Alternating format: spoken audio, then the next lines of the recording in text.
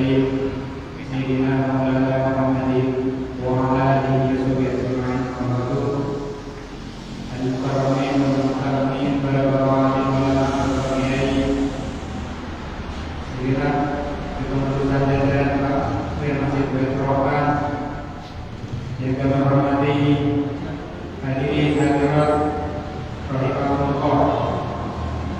Pertama-tama marilah kita panjatkan rasa puji syukur kehadirat Allah Subhanahu wa taala yang senantiasa melimpahkan rahmat taufik-Nya kepada kita sehingga kita pada malam hari ini dapat mengikuti acara rutin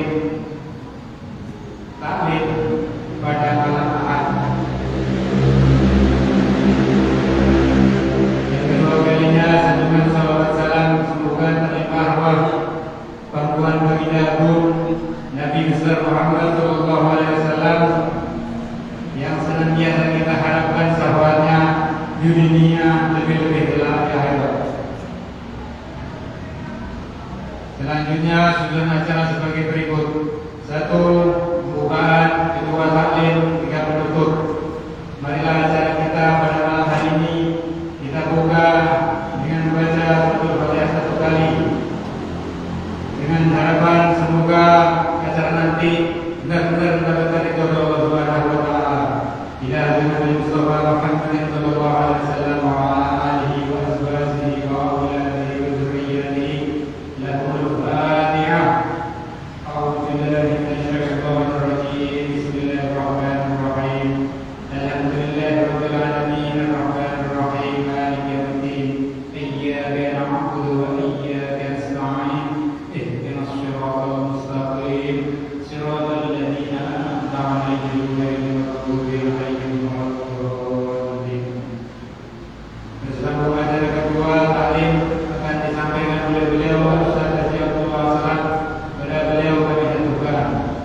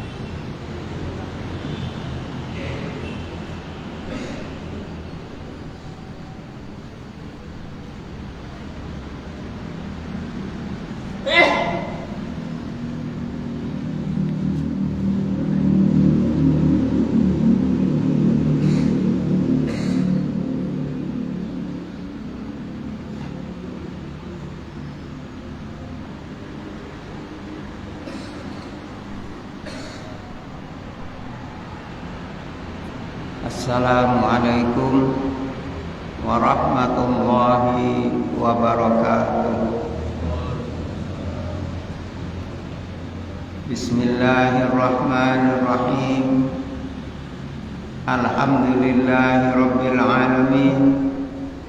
Wassalatu wassalamu ala asyrafil anbiya wal mursalin sayyidina wa habibina wa syafi'ina wa maulana Muhammadin wa ala alihi wa sahbihi ajma'in. Amma ba'du.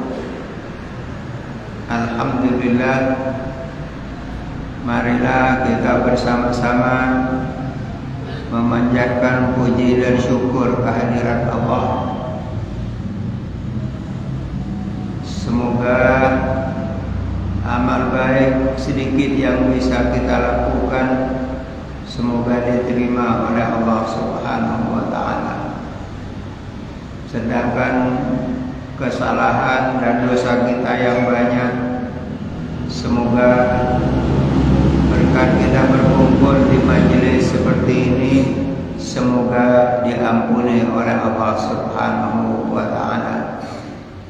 Selanjutnya salawat dan salam semoga selalu terlimpah atas baginda Rasulullah sallallahu alaihi wasallam yang alhamdulillah kita ditakdirkan oleh Allah menjadi umat beliau, yang setiap umat beliau dikatakan kullu ummati yadkhulunal jannah, semua umatku besok akan masuk surga, illa man aba, kecuali dari umatku yang tidak mau.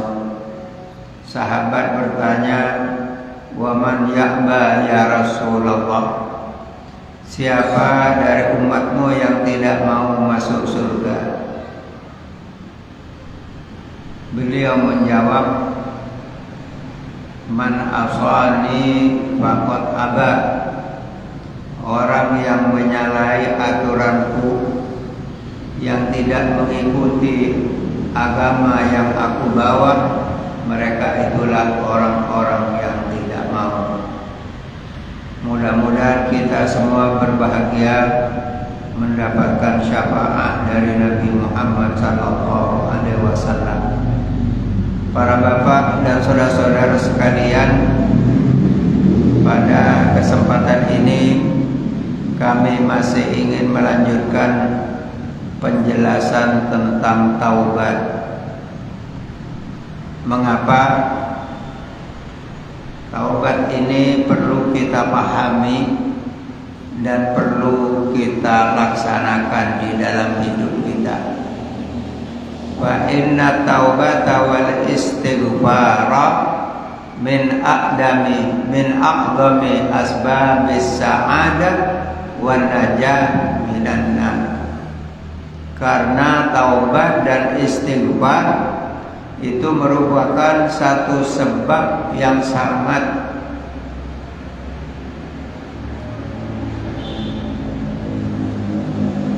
tepat untuk mendapatkan kebahagiaan di akhirat dan selamat dari siksa neraka. Karena apa kok kita harus taubat? Karena jelas bahwa yang namanya manusia itu tidak ada yang bersih. Semuanya pasti mempunyai kekurangan. Semuanya pasti mempunyai kesalahan di samping amal baiknya. Oleh karena itu, agar dosa itu tidak sampai mendatangkan sanksi di akhirat, maka kita dianjurkan, diperintah oleh Allah untuk bertaubat. Waqad waradat bil haqqi alaihima ayatun wa ahaditsun katsir. Sedangkan anjuran perintah untuk bertaubat itu sangat banyak ayat-ayat Al-Quran dan hadis menyebutkannya.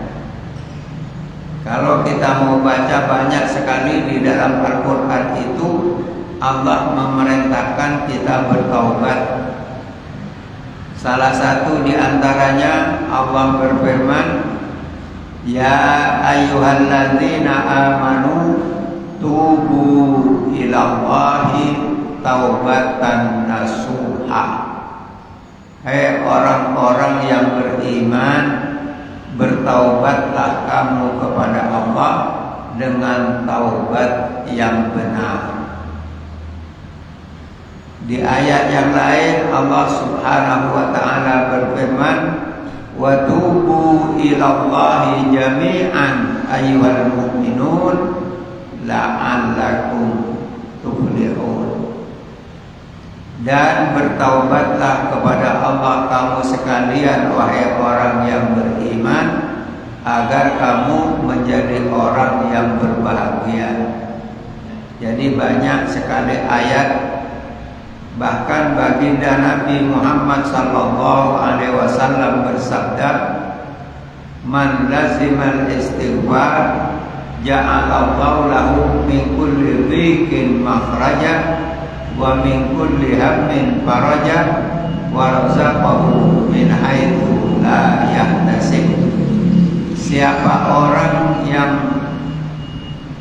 membiasakan, memperbanyak membaca istighfar, maka dengan banyaknya beristighfar tadi, maka Allah memberikan jalan keluar dari kesulitannya. Allah memberikan jalan keluar dari apa yang ia susahkan. Bahkan dikatakan dengan banyak beristighfar itu Allah akan memberikan rizki kepada orang tersebut dari jalan yang tidak disangka-sangka. Apalagi kita yang sudah jelas waktu yang kita gunakan untuk Allah, untuk ibadah sangat sedikit. Sedangkan waktu yang kita gunakan untuk yang lain sangat banyak. Baginda Nabi saja dikatakan di dalam Sahih Al-Bukhari, hadis dari Abi Hurairah radhiyallahu anhu qala, Abu Hurairah berkata, sami'tu Rasulullah sallallahu alaihi wasallam yaqul, aku mendengar Nabi Muhammad sallallahu alaihi wasallam bersabda, wallahi inni la astaghfirullah wa atubu ilaihi fil yaumi aktsaru min 70 marratan. Ini baginda Nabi. Beliau bersabda, demi Allah, sesungguhnya aku beristighfar kepada Allah dan bertaubat kepadanya setiap hari lebih banyak dari 70 kali. Wa fi riwayatin mi'ati marrah, di riwayat yang lain dikatakan 100 kali. Sedangkan tujuan dari sabda Nabi ini ialah al-iktaru minat taubah wal istighfar, agar kita memperbanyak bertaubat kepada Allah dan membaca istighfar. Jadi kalau Nabi saja paling sedikit 70 kali lah, Nabi itu makhluk Allah termulia. Beliau tidak punya dosa. Beliau masih beristighfar sedikitnya 70 kali. Bagaimana dengan kita yang berlumur dosa? Nah, maka marilah kita setiap hari jangan lupa memperbanyak istighfar. Kalau pada malam minggu yang lalu telah kami sampaikan syurutu sihhatit taubah, syarat sahnya taubat. Juga telah kami sampaikan faraidut taubat, kewajiban bagi orang yang bertaubat, dan kamalut taubat, kesempurnaan orang yang bertaubat. Orang yang bertaubat harus memperbaiki diri. Satu, dengan berhati-hati di dalam menjalani kehidupan, baik tingkah laku maupun amaliyah. Yang kedua, harus istiqamah di dalam menjalani kebenaran. Yang ketiga, harus mempunyai budi pekerti, tata krama atau akhlak yang baik terhadap sesama di dalam pergaulan hidup, apalagi terhadap Allah dan Rasul-Nya. Jadi akhlak bukan sekedar di antara kita dengan sesama, dengan Allah dan Rasulullah perlu juga akhlak. Oleh karena itu kalau kita sholat jangan sampai kita sembarangan. Kalau kita mau koleman pakai baju yang bagus, mandi dulu. Sedangkan untuk sholat kadang-kadang kita seenaknya. Ini tidak tepat. Khudhu zinatakum inda kulli masjidin. Pakailah pakaianmu yang baik ketika kamu mau sujud kepada Allah atau mau ke masjid. Para bapak dan saudara-saudara sekalian yang dimuliakan oleh Allah, kebanyakan kita eman mau pakai baju yang baik. Dipakai kalau sudah mau koleman atau mau bepergian. Waktu sholat pakai yang jelek. Nah, ini tidak bagus. Para bapak dan saudara-saudara sekalian, kita punya baju. Buat apa kita terlalu eman-eman, kita mati tidak dibawa. Kita punya baju bagus. Waktu hidup kita eman mau pakai, kita mati tidak dibawa. Jadi pakailah pakaian ketika kita beribadah menghadap Allah. Nah, ini perlu kita berpakaian yang rapi dan pantas. Bahkan ulama menganjurkan seperti Jumat itu kita harus punya pakaian khusus. Baginda Nabi juga demikian, para sahabat juga demikian. Oleh karena itu kita harus mencontoh mereka. Para bapak dan saudara-saudara sekalian yang dimuliakan oleh Allah, Baginda Nabi bersabda, tuba liman wajada fi sahifatihi istighfaron katsira. Beruntung dan berbahagia orang yang ketika besok berada di pengadilan Allah Subhanahu wa ta'ala, terdapat di dalam buku catatan amalnya itu istighfar yang banyak. Sebab di dalam Al-Quran itu kalau Allah menjelaskan tentang siksanya, itu ada lanjutan ayat illa, terkecuali. Di situ banyak disebut illa man taba wa amana wa amila sholihan. Kecuali orang yang bertaubat dengan dasar iman dan beramal saleh, mereka akan selamat dari siksa Allah Subhanahu wa ta'ala. Para bapak dan saudara-saudara sekalian yang dimuliakan oleh Allah, selanjutnya ma yu'inu ala taubah.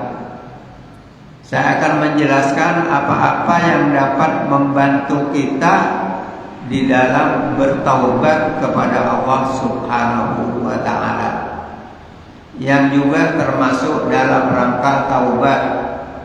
Yang pertama, tarkul budul min kulli syai'. Tidak boleh berlebihan di dalam apa-apa. Jadi kita dianjurkan tidak boleh berlebihan dalam segala hal, apalagi dalam masalah makan. Ini kalau berlebihan mengge-mengge akhirnya aras-arasan mau sholat. Para bapak dan saudara-saudara sekalian yang dimuliakan oleh Allah, juga ketika kita mandi juga dianjurkan tidak boleh berlebihan memakai air, harus seperlunya. Para bapak dan saudara-saudara sekalian, yang kedua, muraqabatullah fi kulli syai'. apapun yang kita lakukan, kita niatkan untuk mendekatkan diri kepada Allah. Kita makan, yang itu kebutuhan hidup kita sehari-hari, kita niatkan agar kita kuat untuk beribadah kepada Allah. Kita memakai pakaian, kita niatkan menutup aurat, karena itu diperintahkan oleh Allah. Para bapak dan saudara-saudara sekalian yang dimuliakan oleh Allah, kita di dalam sehari-hari diusahakan jangan suka membuka aurat walaupun tidak ada orang. Sebab di sekitar kita banyak makhluk yang lain seperti jin dan lain sebagainya. Siapa orang yang menutup auratnya dengan dasar malu kepada Allah, karena kita tidak pernah lepas dari pengawasan Allah. Siapa orang yang menutup auratnya karena malu kepada Allah, maka besok Allah juga malu mau menyiksa orang tersebut di akhirat. Para bapak dan saudara-saudara sekalian yang dimuliakan oleh Allah, juga dalam rangka yu'ainu ala taubat, tarkul maharimi wa syubhati min kulli syai', meninggalkan apa-apa yang diharamkan oleh Allah dan yang juga meragukan dari apa saja. Jadi kita kalau sudah jelas kita tahu haram, jangan diterjang. Biasanya kalau makanan haram kita memang kepati tidak mau. Tapi kadang-kadang sudah sering saya sampaikan, kalau uang haram itu kadang-kadang eman-eman kalau tidak diambil. Bahkan kadang-kadang banyak dari kita yang sudah tahu haram, justru kita malah senang mengambilnya. Yang penting orang tidak tahu, tapi lupa bahwa itu perbuatan dosa yang selalu dinilai oleh Allah Subhanahu wa ta'ala. Para bapak dan saudara-saudara sekalian yang dimuliakan oleh Allah, kalau kita sudah mengerjakan surutut taubah, juga kewajiban orang yang bertaubat, juga apa yang menjadikan sempurnanya orang yang bertaubat di dalam bertaubat kepada Allah, dan hal-hal yang membantu ia bertaubat, nah kita akan tahu alamatu qabulit taubah, tanda kalau taubat kita itu diterima oleh Allah. Apa saja? Yang pertama, an la yara nafsahu ma'suman minal ma'asi. Orang itu kalau taubatnya diterima oleh Allah, di hatinya dia tidak merasa kalau dirinya bersih. Selalu dia merasa berdosa dan dia selalu bertaubat kepada Allah. Ini tanda orang itu taubatnya diterima oleh Allah. Jadi merasa dirinya tidak bersih. Jadi dia merendahkan diri, menghinakan diri di hadapan Allah. Tidak ujub dengan amalnya, tidak riya dengan amalnya. Dikatakan bahwa orang yang beramal itu dikatakan di dalam kita taat kepada Allah itu harus sama. Fakama, sebagaimana kamu menyembunyikan diri ketika bermaksiat kepada Allah. Jadi orang mau bermaksiat itu biasanya cari supaya orang tidak tahu. Fakadzalika tuti'uhu sirran. Maka demikian juga ketika kamu berbuat baik, usahakan tidak ada yang tahu. Bahkan amal kita yang baik itu lebih banyak yang kita rahasiakan dari yang kita nampakkan. Para bapak dan saudara-saudara sekalian yang dimuliakan oleh Allah Subhanahu wa taala. Jadi amal kita itu sebahagian harus kita rahasiakan. Yang tahu hanya kita dengan Allah. Bagaimana caranya? Di waktu kita beramal, gak usah nunggu ngedeng di orang banyak. Tidak perlu kita ceritakan kepada orang. La tubtilu shadaqatikum bil manni wal adha. Jadi amal kita harus lebih banyak yang kita rahasiakan. Yang kedua, wa yaral faraha min qalbihi ghaiban wal hamma syahidan. Selalu merasa begitu dia beramal takut amalnya tidak diterima oleh Allah. Jadi dia selalu beramal, selalu bertaubat, selalu mohon ampun kepada Allah. Jadi merasa dirinya tidak aman. Siapa orang yang merasa aman berbuat dosa di dunia, di akhirat tidak aman. Siapa orang yang merasa tidak aman di dunia, dia selalu merasa banyak dosa, banyak salah, sehingga dia selalu bertaubat, banyak mohon ampun kepada Allah, banyak membaca istighfar, maka manfaatnya di akhirat dia aman. Jadi para bapak dan saudara-saudara sekalian yang dimuliakan oleh Allah, mari kita jangan tinggalkan di waktu malam itu sholat tahajud. Walaupun 2 rakaat paling sedikit. Nah, di saat itulah kita merenung, ngoreksi diri apa yang kita lakukan mulai pagi sampai malam. Apa amal baik yang harus kita koreksi? Bukan kesalahan-kesalahan kita, kekurangan-kekurangan kita, apa yang kita lakukan.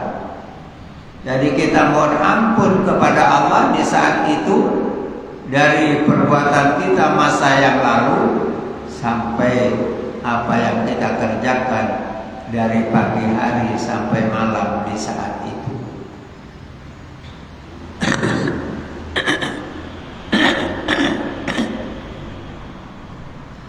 Jadi itu kita lakukan tiap malam. Itu kita rahasiakan. Baca Al-Quran, baca di rumah. Di masjid bagus, hidupkan juga, adakan. Jadi kalau di Ramadan itu ada tadarus, jangan setelah di luar Ramadan berhenti Qurannya, jangan. Justru di Ramadan itu kita latihan untuk melanjutkan apa yang bisa kita lakukan di bulan Ramadan, kita kerjakan di luar Ramadan. Kalau di Ramadan itu kita sholat tarawih, nah gantilah dengan sholat tahajud, gantilah dengan sholat taubat. Jadi jangan sampai terus kita berhenti. Utamanya juga sholat witir. Ini harus selalu dikerjakan setiap malam. wa yaqrubu min ahlil khair wa yata'abbadu min ahli syarr, lebih banyak mendekat kepada orang-orang yang saleh, apalagi kepada para kiai yang dekat dengan Allah. Kita memandang wajahnya saja sudah mendapatkan pahala dari Allah Subhanahu wa taala. Wa yaral qalilu minad dunya katsir. Masalah duniawiyah dia lebih banyak bersyukur. Apa yang dia dapat dia bersyukur. Tidak selalu merasa kurang dan kurang. Orang yang selalu merasa kurang akhirnya menempuh jalan yang penting dapat. Nah ini kalau kita selalu merasa kurang, akhirnya yang terjadi terhadap diri kita adalah tamak. Nah ini adalah merupakan satu penyakit. Wal katsiru minal amalil akhirah qalilan. Sedangkan ibadah kita yang sudah kita kerjakan, kita tetap merasa tidak punya amal. Karena kita takut apa yang kita takut jangan sampai tidak diterima oleh Allah. Orang-orang solehin itu setelah dia beramal, dia menangis bukan bangga dengan amalnya, justru takut amalnya tidak diterima oleh Allah. Padahal mereka sudah seperti itu ibadahnya. Banyak dari mereka yang sholat subuh dengan wudu isya sampai selama 40 tahun. Sedangkan kita gak ada apa-apanya. Nah, maka mari kita harus berusaha, di samping kita beramal apa yang wajib kita lakukan secara terang-terangan, maka usahakan juga kita lakukan amal ibadah yang kita rahasiakan antara kita dengan Allah, utamanya amal-amal ibadah, wirid, bacaan Al-Quran, sholat malam dan lain sebagainya. Selanjutnya, wa yara qalbahu mustaghilan bima amarallahu ba'riwan amma dhamanallahu lahu. Hatinya selalu terpanggil untuk melaksanakan apa yang diperintah oleh Allah.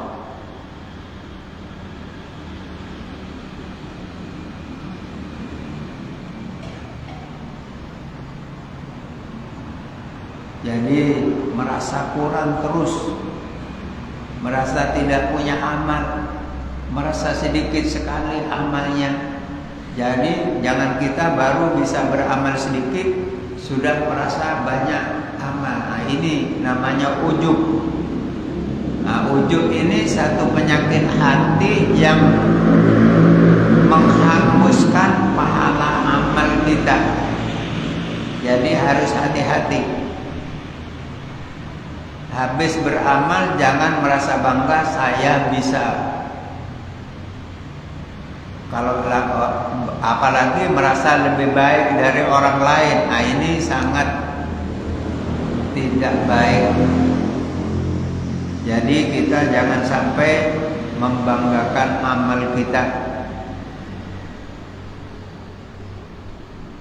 Lalu yang selanjutnya, wa yakunu hafizal lisan wa daimal fikrati mulazimal gham wan nadama. Dia di dalam kesehariannya menjaga lisan, berbicara yang tidak baik dia hindari, apalagi pembicaraan yang menyinggung hati orang. Dan ada satu hal yang perlu kita tanamkan di hati kita adalah sifat pemaaf. Ada orang punya salah kepada kita, ada orang memusuhi kita, ada orang nyalahi kita, kita jangan balas memusuhi. Jangan balas mencaci, jangan balas dengan hal yang tidak baik, tapi balaslah dengan doa dan kesabaran. Sebab kalau kita disalahi oleh orang lalu kita juga nyalah, sama saja kedudukannya, sama-sama berbuat salah. Indallah sama-sama keliru. Tapi kalau ada orang berbuat salah, idfa billati hiya ahsan. Orang berbuat tidak baik kepada kita, balaslah dengan kebaikan. Sebab itu yang dicontohkan oleh baginda Nabi Muhammad sallallahu alaihi wasallam. Para bapak dan saudara-saudara sekalian yang dimuliakan oleh Allah, at-taubah ini harus kita lakukan. Pertama, at-taubah bil lisan. Taubat dengan lisan. Apa? An-nutqu, yaitu kita membaca seperti astagfirullah dan lain sebagainya. Yang kedua, at-taubah bil qalbi. Taubat dengan hati, an-nadam wal azma an la ya'ud. Di hati kita menyesali perbuatan kita yang sudah kita kerjakan dari amal yang tidak baik. Itu kita sesali, getun, dan kita niat untuk tidak mengulangi lagi. Lalu at-taubatu bil aqli.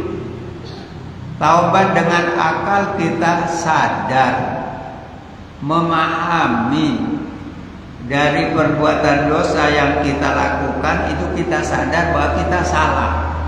Sebab banyak orang melakukan kesalahan dak rumongso keliru. Berbuat dosa tidak merasa berdosa. Ini celaka.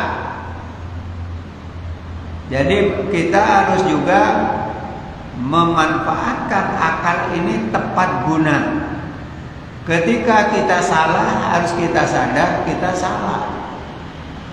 Jangan sampai kita salah tapi kita merasa benar. Ini berarti kebalikannya, dan ini sangat berbahaya. Yang selanjutnya, at-taubah bil jawari. Taubat dengan anggota badan. Bagaimana? Bi'ijtinabil manhiyat, meninggalkan apa-apa yang dilarang oleh Allah, wa fi'lit ta'at, dan melakukan amal ketaatan kepada Allah Subhanahu wa ta'ala. Para bapak dan saudara-saudara sekalian yang dimuliakan oleh Allah, taubat ada derajatnya. Insya Allah nanti kita lanjutkan pada malam minggu yang akan datang, agar kita bisa memahami benar. Dan yang penting, mari kita sama-sama sadar kita sama-sama banyak dosa, termasuk saya juga. Maka apa yang saya sampaikan ini saya nasihatkan diri saya. Sebab Nabi Allah Isa mengatakan, nafsak, nasihatilah dirimu. Fa ini ta'atta fa nas. Kalau sudah kamu menasihati dirimu, nasihati manusia. Jadi apa yang saya sampaikan, saya niatkan saya menasihati diri saya. Mudah-mudahan juga bermanfaat bagi para bapak dan saudara-saudara sekalian. Amin. Para bapak dan saudara-saudara sekalian, insyaallah pada malam minggu yang akan datang kita akan menjelaskan tentang Ayyamil Ashrah, tanggal 10 Dzulhijjah, dan masuki bulan haji, apa yang harus kita lakukan. Nah, ini insyaallah pada malam minggu yang akan datang, kalau mungkin Allah masih memberikan kesempatan kepada kita. Para bapak dan saudara-saudara sekalian, mari kita sama-sama merenung sejenak. Kita tundukkan kepala kita, kita hadirkan wajah ayah dan ibu kita di hati kita masing-masing. Kita mohon kepada Allah, kedua orang tua kita yang sudah memberikan segala-galanya, mewakafkan umurnya untuk merawat dan membesarkan kita.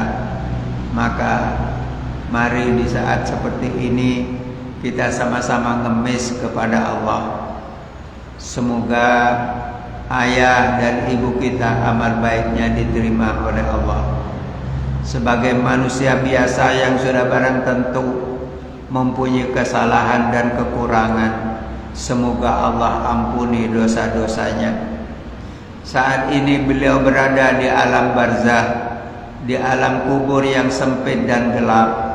Mudah-mudahan Allah luaskan kuburnya, mudah-mudahan Allah terangkan kuburnya, dan mudah-mudahan diberi kenikmatan di dalam kuburnya, dijauhkan dari siksa kubur, dan mudah-mudahan ditempatkan di tempat yang mulia di sisi Allah Subhanahu wa ta'ala. Bagi yang masih hidup, manfaatkan surga ada pada kedua orang tua kita bagi setiap anak. Berbaktilah kepada ayah dan ibu, jangan sampai kita durhaka kepadanya. Mudah-mudahan kita diselamatkan di dunia wal akhirah, dan orang tua kita semoga dimuliakan oleh Allah. Ala hadhihi niyah al-Fatihah.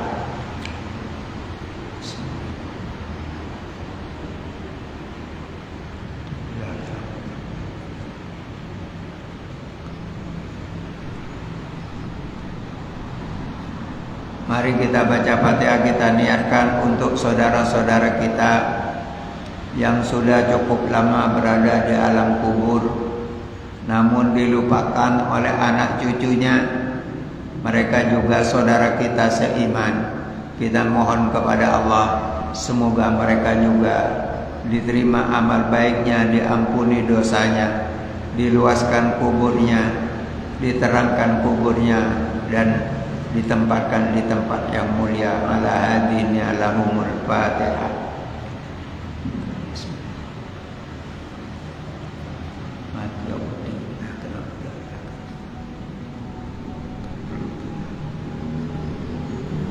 Yang terakhir, mari kita ngemis kepada Allah untuk diri kita, keluarga kita di rumah, anak cucu kita.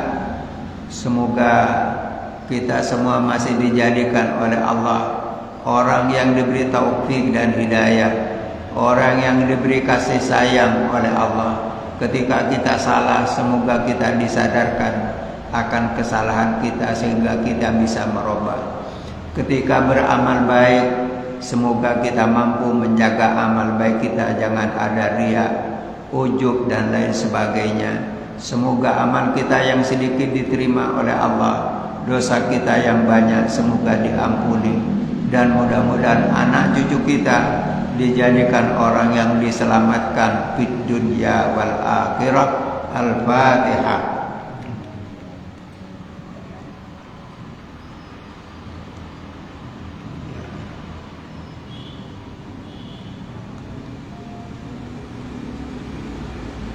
Mari kita tutup dengan kita membaca Asmaul Husna. Saya minta para bapak semangat dalam membaca ini.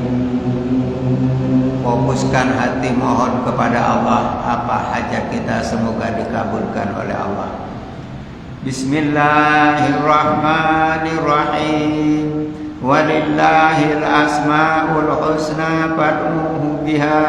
Ya Allah, Ya Rahman, Ya Rahim, Ya Malik, Ya Kudus, Ya Salam, Ya Mu'min, Ya Muhaimin, Ya Aziz, Ya Jabbar, Ya Mutakabbir, Ya Khaliq, Ya Barik, Ya Musawwir, Ya Ghaffar, Ya Qahhar, Ya Wahhab, Ya Razzaq, Ya Fattah, Ya Alim, Ya Qabid, Ya Basit, Ya Khafid, Ya Rafi, Ya Mu'izzu, Ya Mudhillu, Ya Sami, Ya Basir, Ya Hakam, Ya Adlu, Ya Latif, Ya Khabir, Ya Halim, Ya Azim, Ya Ghafur, Ya Syakur, Ya Aliyu, Ya Kabir, Ya Hafid, Ya Muqim, Ya Hasib, Ya Jalil, Ya Karim, Ya Raqib, Ya Mujib, Ya Wasi', Ya Hakim, Ya Wadud, Ya Majid, Ya Ba'id, Ya Syahid, Ya Haqqu, Ya Wakil, Ya Qawiyyu, Ya Matin, Ya Waliyu, Ya Hamid, Ya Muhsi, Ya Mubdi'u, Ya Mu'id, Ya Muhyi, Ya Mumit, Ya Hayyu, Ya Qayyum, Ya Wajid, Ya Majid, Ya Wahid, Ya Ahad, Ya Samad, Ya Qadir, Ya Muqtadir, Ya Muqaddim, Ya Muakhir, Ya Awwal, Ya Akhir, Ya Zahir, Ya Batin, Ya Wali, Ya Muta'ali, Ya Barru, Ya Tawwab, Ya Muntaqimu, Ya Afu, Ya Rauf, Ya Malikal Mulki, Ya Dzal Jalali wal Ikram,